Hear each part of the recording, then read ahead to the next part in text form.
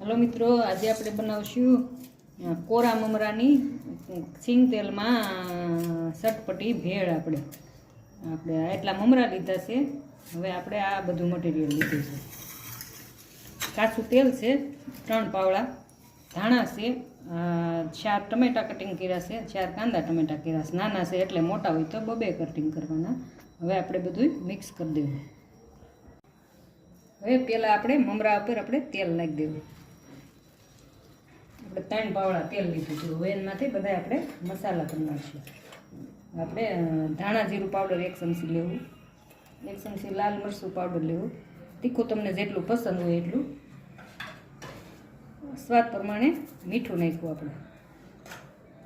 હવે આપણે એમાં ટમેટા નાખ્યા,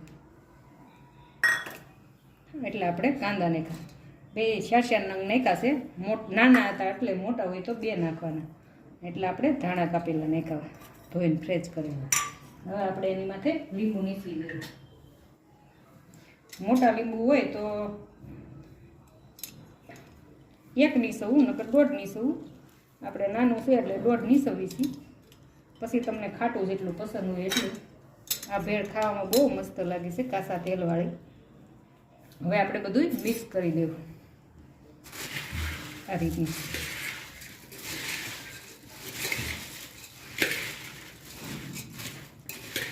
ચમચાના મદદથી આપણી ભેળ મિક્સ થઈ ગઈ છે। જો કેટલી મસ્ત બની, જોતાં જ ખાવાનું મન થાય। આપણે કાચું સિંગ તેલ નાખીને એટલે સિંગ તેલનો સ્વાદ જ એટલો સરસ આવે।